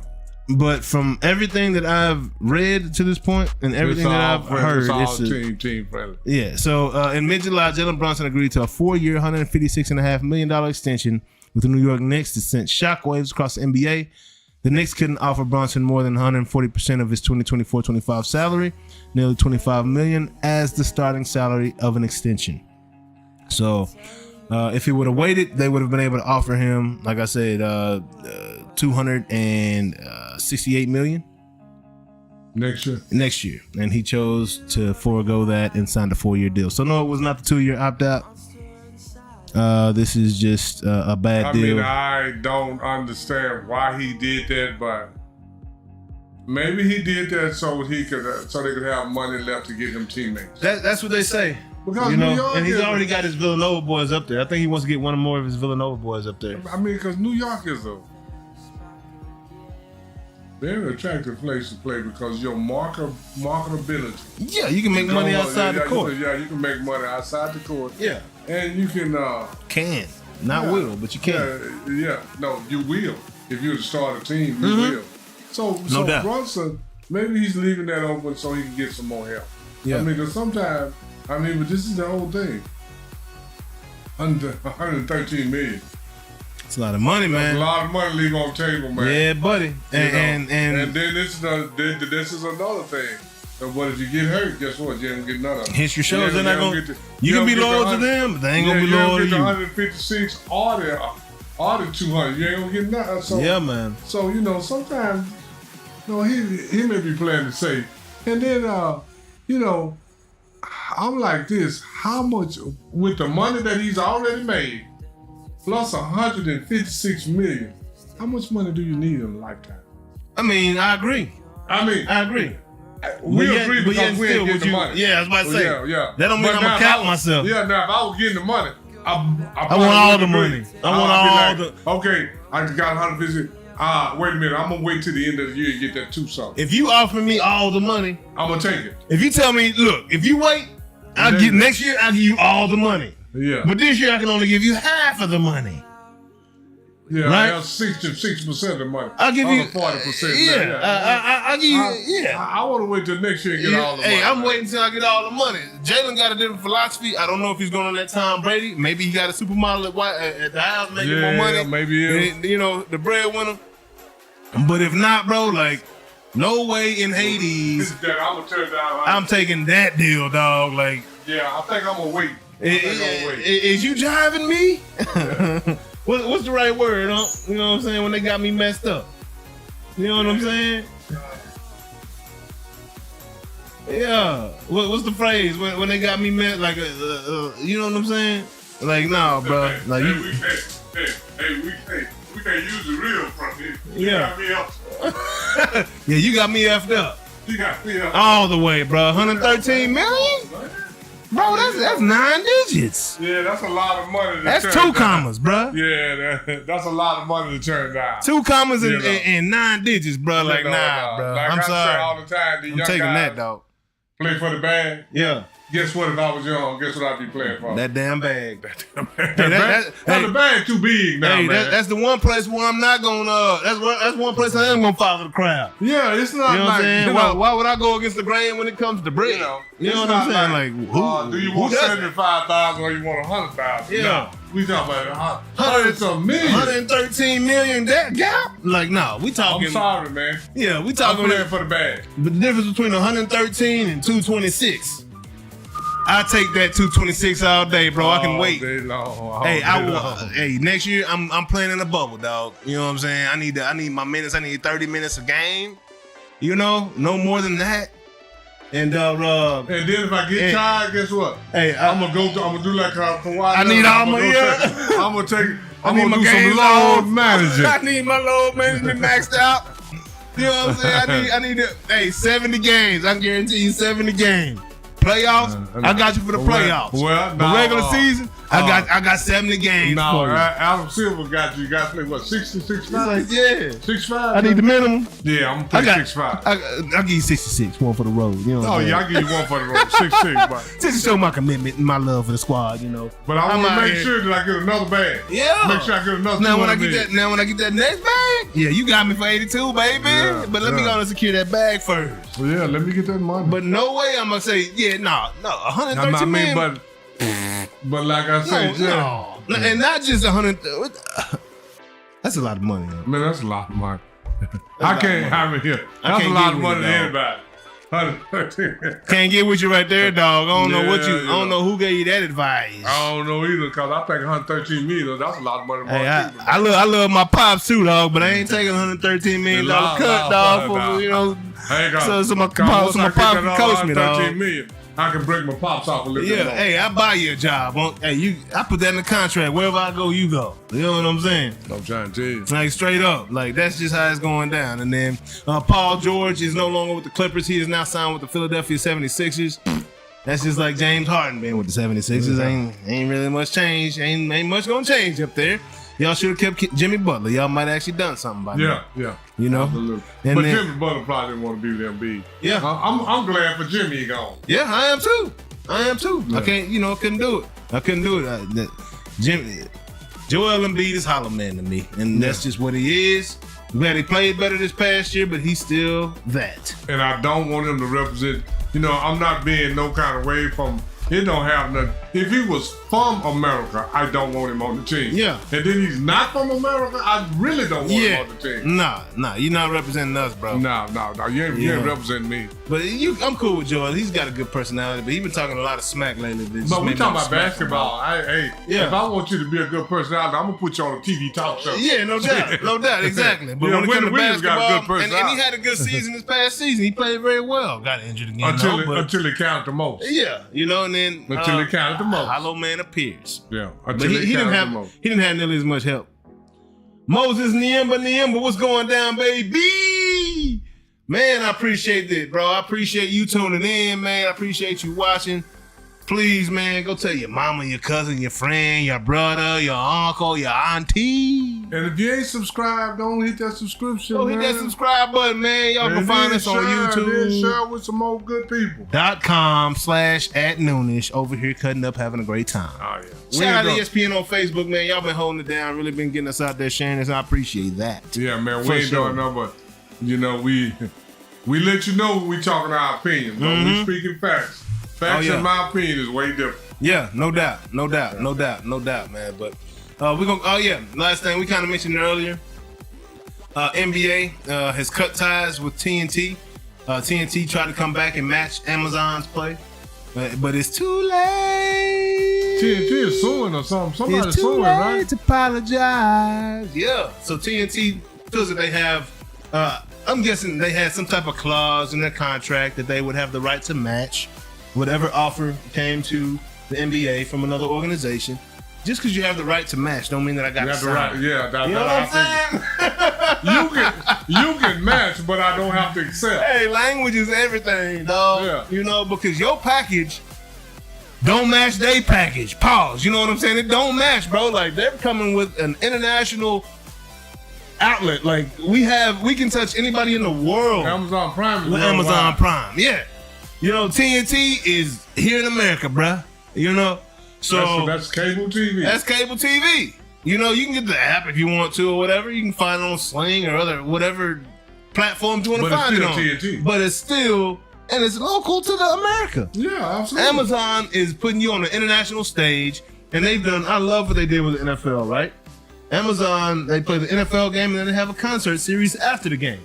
Like they have a lot more flexibility to do a lot more things to reach a lot more people. Oh, yeah. That's why these NBA players are the number one paid sport in the world right now.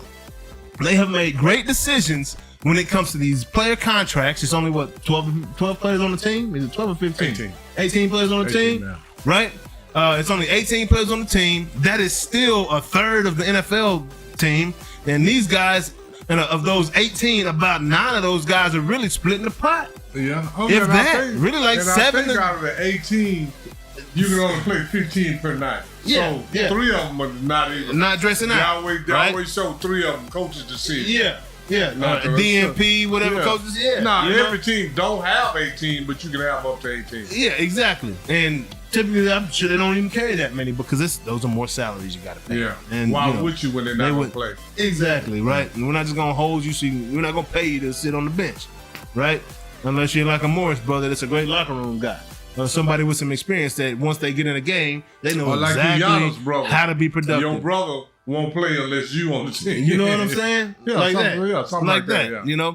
But no, I'm good with the deal, man.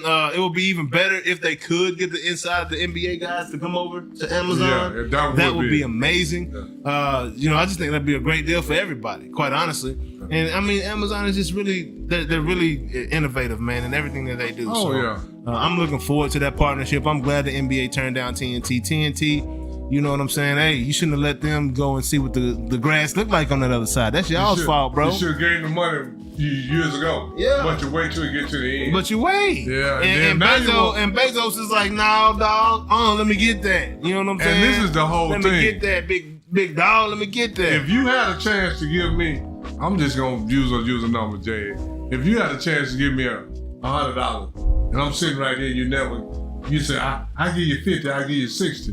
Then when somebody else comes and say, well, I give you 100. Now you say, well, I give you 100 too. No, that's you already should have valued me that in the first place, bro. That's all right. Keep that. I'm going with the new man. Because you playing me, bro. You playing me. If you know the value, I was worth 100 and you didn't give it to me. And you tried to shortchange me, now bro. that they gonna give it to me, you your car. So, I'm done with you, man. Yeah, bro. I'm beautiful in their eyes, dog. They see beauty when they see me. Man. Oh man, where my picture go? Uh-oh. I hope y'all still hear us. Yeah, we still here with you, y'all.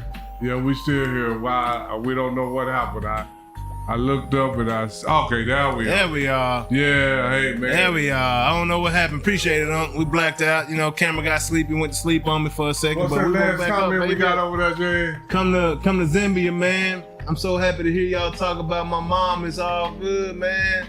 About your mom? We ain't said nothing about your mom, dog. Hold on. To hear you talk about me, my mom, is good, man. Oh, okay. Right on, bro. Yeah, bro. I'm down. Hey, what's that? Zimbabwe? Oh, I said Zambia earlier, but that's Zimbabwe, dog. I heard a lot of good things about Zimbabwe. Oh, yeah. I wouldn't mind coming down to Zimbabwe. Hey, what you got for us out there, though, Moses? Is what I'm saying. When I come to Zimbabwe, don't. I like it pristine, bro. You gotta take me around, show me what's going down out there in Zimbabwe. Yeah, lay it out for me. Lay it out, dog. But I want to know before I come, though. You know what I'm saying? I need to see pictures. I need evidence. It's real deal Holyfield out there. But yeah, I've heard great things about Zimbabwe and a lot of beautiful places in Africa, man. So definitely looking forward to when I come out there at some point. So we're gonna keep this thing rolling, though, man. Let me see. We only got a few topics left, y'all, but we're going to run through these things, though. I left a couple of them off because I was like, man, it's going to be a long show if we talk about everything that I want to discuss today. Yeah. we winding down. What else? Did we get all the NBA topics? Yeah, we did. So moving on to this MLB, Did you want to talk about the NFL? Because we can. I didn't include no slides or nothing because I figured we just save it for next week. You know how that goes. Yeah, we'll say the NFL. Because we were sure about to talk about this Dak contract today. We were sure about to talk about this $65 million Dak. CD not in training camp. And we was also going to talk about CD, you know what I'm saying? Yeah. If he was worth the money, we was also going to talk about, who our top 10 quarterbacks in the NFL are. I was going to let you provide your list, and I was going to provide mine. Oh, yeah, we just going to save all that for next week. Yeah. We would have a long show. Brock Purdy, they say he up for $65 million, too. Looking to sign a $300 million contract. Like 5 years, $300 million plus, $65 million a year. $325 million, I believe that number was. I'd get that to Brock Purdy. Would I give it to Dak? Absolutely not. I'm going to say it like this. Brock been to the Super Bowl already. I'm going to say it like this. Me personally, I don't want to give nobody $65 million. Not in football. I mean, yeah, you're right. You're right about that. You might have to. Hey, the one position you possibly could give it to is the quarterback, though, because they are tissue paper protection back there. And I'll tell you this, it ain't but one or two quarterbacks deserve that $65 million. Yeah. And I'm going to knock it down to one, not two. Pat Mahomes. That's it. Oh, Patty. That's it. Patty Wagon. Who else? Knick-knack, Patty Wagon. Matt Stafford got a Super Bowl championship, but no, I can't give him that. That been 3-4 years ago. Not at this point in his career. I can't do that. And it wasn't, and I'm going to say it like this, Matthew Stafford had less to do with it than some of his teammates. I'm going to say it like that. I can tell you I'm sure as hell not giving it to the one. What was that? Dakota Rain Prescott. I ain't getting to that. I ain't getting to nobody. $65 million, bro. None of those guys have done. Boy, stop. Ain't that what it is? Yeah. It's not but two quarterbacks. Is you kidding me? It's not but two quarterbacks that have really done enough and that has that even would be in the conversation of getting $65 million. Who was that? That is the Cincinnati Bengals quarterback. Yeah, Joe Burrow, Smoking Joe. Yep, and Cool Pat Joe. Mahomes. Yeah. Everybody else, because most of these guys got more playoff losses than they do wins. No doubt. And they got intercept. All that. But you can't base it solely off Super Bowls, though, right? I mean, just because you can't, because it's only one Super Bowl. Sure you can. It'd be only one quarterback, And exactly. That's what I said. I won't give. That means there is no market. There is no market for the quarterback. You gotta bring the statue. That number down? Yeah, because this is the thing. Once you get a quarterback $65 million, now you can't get him no help. Pat Mahomes should have been the bar. He should have been the bar. Nobody should have gotten a bigger contract than Pat. But once Deshaun Watson got his contract, that messed up everything. That messed up. Absolutely. And then his was totally guaranteed. Yeah.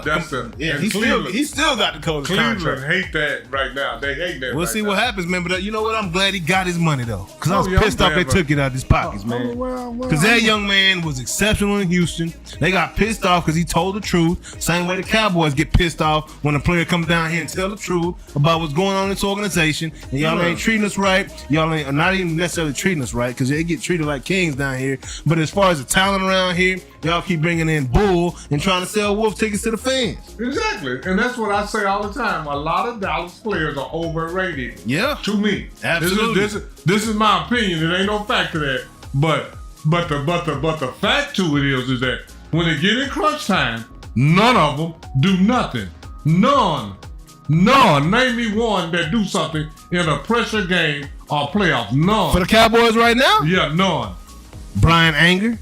Who is that, the punter? Absolutely. Okay, yeah. Punter be going off. Yeah, because he all game long. Because he punting his. Because Dak give him all the opportunities in the world. That's why we got a Pro Bowl punter every year. Yeah. Because we 3-and-out kings around here, and we punting. And then like we also like it's rugby around here. Then we 3-and-out kings. And we 3-and-in kings. We 3-and-out on offense. We punting like we punting out here like we about to get points out punting. Yeah, see, because this is the thing. We 3-and-out and 3-and-in. We 3-and-out on offense. Yeah. And we 3-and-in on defense. We hold you, but we stay in because we get a penalty. We 3-and-in, 3-and-out. It happens. You know, all the time. I talk about that all year. Yeah, but that's what happened. That's what happened when your legs get tired from being on the field so much because the quarterback can't extend the drive. Yeah, well, get in better shape.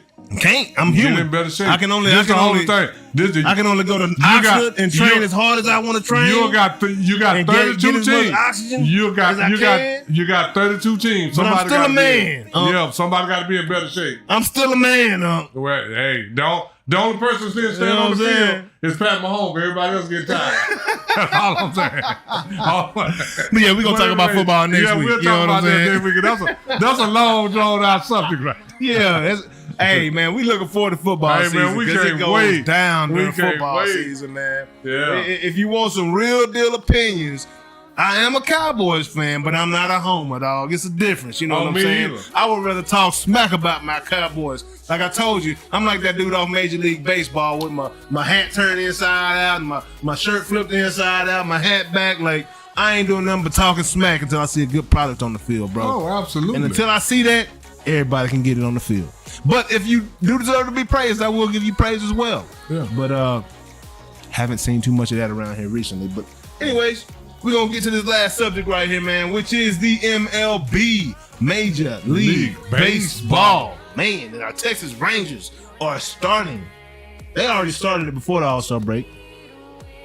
But right now we're on another 5-game winning streak. 2.5 games out of first place. 1.5 games out of second place. It's time to roll. Yeah. It's time to get back to those championship ways. And what did I say when they were? And were they in fourth place or something? Yeah. Fifth place? No, in the division. Or third place. And we were just down below the Astros and Seattle. Yeah. I believe in Bruce Bochy. Absolutely. I don't care nothing about all the arms. None of that. Man, I believe in Bruce Bochy. I do. Bruce Bochy is a coach, man. I heard some fool on the radio talking about Bruce Bochy needs to retire because the game is past him. He confused everybody listening. Whoever you are that called in and made that statement, bro. You don't know baseball. I'm going to say it like that. You need to go back and start from the beginning and go watch some T-ball games and then go re-educate yourself on the game because that is the dumbest thing I've ever heard anybody say, bro. Bruce Bochy. Just last year, he made all the right moves. Bruce Bochy is that dude in the game. You go find me another manager with more World Series wins than him in the past 10 years. 20 years. Go find me one. No, nobody. I'll be waiting. No, nobody. You ain't gonna find one. His teams, every team he manages is in the divisional round or the World Series, so I don't know. And to me, last year, Bruce Bochy was the MVP because he pulled every pitch at the right time. Every string at the right time. He put in every not designated hitter, but when you pitch runner. Yeah, pitch runner. Yeah. Pitch batter. Pitch hitter, yeah. He did everyone at the exact right time. So I don't know. When you make all the right decisions, how the game will pass you by? Yeah, that's just some idiot that called in and made that comment. Some people just like to be shock jocks. They like to hear themselves talk. Yeah, and then there's a lot of people. That's why Skip Bayless ain't about to be on Fox Sports. No, like people don't respect all that. These outrageous opinions, bro. They done with that. Like you lose credibility when you come on here saying stuff like that. Do you know who's next to go off the TV? Who? Stephen A. You think so? Yeah. Oh, I think he feels it too. Yeah, I think he feels it because what's taking place right now in media, a lot of athletes are coming into the game. Yeah. And that's giving immediate credibility and credence to what they got to say on the game because they've been there and they've done that. Absolutely. Versus somebody that has made a living off of their opinion. Telling you of it. What somebody that's never been in it. And this is the thing about Skip Bayless and come on, bro. And Stephen A. They can actually tell you what the athletes are thinking. Yeah. And then when the athletes get in front of the microphone and say one thing, Stephen A. and Skip can say, no, that's not what they meant. This is what they can tell you what the athletes really meant. Yeah, they can tell you what they're thinking. They can tell you how they feel. They think they can. I'm like, who the hell? They think they can. Yeah, are they psychic? You know what I'm saying? Like, come on, bro. Like, the most outrageous, outlandish comments, like, people are done with that. Yeah. People just want truth. Yeah. There's a lot of truth seekers in this world. Not a lot of shock jocks. You know what I'm saying? Like, it ain't working no more. That sucks about what's going on with Skip because it is entertaining. You know, it does fire you up and it does keep you coming back every day just trying to see what kind of nonsense they're going to spew out of their face today. But this is the thing. It has gotten old. It's gotten old. So this is the thing. The people are not coming back exactly. It's like, here we go again. Yeah, here we go again. He's really fishing this time. Yeah, but trying hard to get something up out of that. Yeah, absolutely. You know, like. And some of these opinions that he say, like when he say, like when he told Shannon Sharp, he says, well, Tom Brady's better than you. Like, that's a bit much, bro. And what? He's a better quarterback than me. He ain't a better tight end. Yeah, you know what I'm saying, Skipping? Like, who are you to say Stephen A. better than you, bro? Yeah. Anybody else in media better? Like, who are you to say something like that, bro? When you didn't sweat not 1 ounce of sweat in your body. You know what I'm saying? You were not out there on those days when I was putting in this work. Not only that. And I'm a Hall of Famer, bro. Not only that. You know they give awards to journalists. Yeah. Skip ain't got a lot of journalists. Man, hey, he ain't been ready no number one sports journalist. That's why I could not believe he brought Richard Sherman on the show. Because remember, Richard Sherman was like, Skip, I'm 24 years old, and I am better than you at life. Yeah. Period. Got a degree. Degree from Stanford. NFL draft pick. Master's degree from Stanford. Yeah. All pro cornerback right now. Richard Sherman had 2 degrees. He said, Skip, you don't have any awards in anything. Yeah, you don't have nothing. You don't have anything. I'm better than you at life right now. And I'm 24, 25 years old, however old he was. I was like, God, dog. Hey, Rich, that's just the truth. Rich, it's perspective. It's all about perspective. You giving your opinion, and I'm lining you up with facts. Yeah. So don't feel bad about these facts after giving your opinion of me. Yeah, because you went to Vanderbilt for 4 years. You got 1 BA. Yeah. I got 2 degrees in 3.5 years at Stanford. And you trying to discredit me. Yeah. Because I got beat on the play or whatever may have happened. Yeah, whatever may have happened. And even Shannon Sharp, he could have approached Skip the exact same. Bro, I got a gold jacket, dog. What you got? Who Hall of Fame you in, Skip? Where they retire your number at, dog?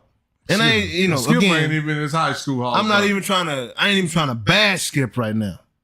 You know what I'm saying? Because I like Skip. He's entertained me for years, though. Oh, yeah, me too. You know what I'm saying? I done played basketball against Skip before at the downtown YMCA and downtown Dallas. And you said he wasn't even Pistol Pete. He wasn't even Water Pistol Pete. Yeah, him and Pistol Pete is not in the same. So, bro, to have a guy that can't even take the name Water Pistol Pete that was given to you out of disrespect by a former NBA player, you can't even get that. Like, bro, time is up. You know what I'm saying? At the end of the day. And then everything running its course, man. Everything does. Absolutely. And that's okay. This whole thing, Skip. Take the money you done made. Yeah. Go. You ain't got to tuck your tail. Just go to the house. But what I will say about Skip, he gave a lot of African American men opportunities. Oh yeah, a ton. Oh yeah, absolutely. A ton. From Absolutely. Stephen A. to Shannon Sharp and he might have been a culture vulture. I don't know. But regardless of what his reasoning was, he had us in front of the camera. Oh, absolutely. A lot of us. So I appreciate that, Skip. Oh yeah, Skip. Baby. You know that I don't. Regardless of what your motivation was, or if you was on some of that stuff that everybody else does in this industry. Skip was unwilling to change. Yeah. Because people came to Skip and said, "Hey, Skip, you need to change. Change that." Wouldn't do it. Yeah, he wouldn't do it because this is what got me here. Yeah. This is what I'm sticking with. But I hear he's a likable guy though. Like off the camera, he's a pretty likable guy. Yeah, you know, Skip is and you know, and even though I say he wasn't don't put Pistol Pete in there because Pistol Pete was phenomenal. Yeah. But as far as a recreational player, Skip was all right. Yeah, he's a good teammate to have. Yeah, Skip was all right. He can hit some shots. He ain't gonna ball hog and he ain't gonna put them all up.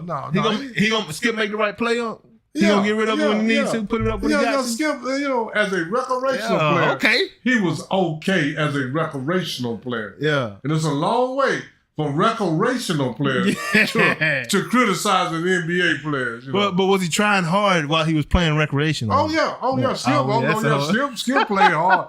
And I don't try hard when I'm playing recreational. Not typically. Well, that's because unless it's something on the line. Well, that's because you excel when in real competition, not in recreational. Yeah. No doubt. But anyway, moving on. Yesterday, Mr.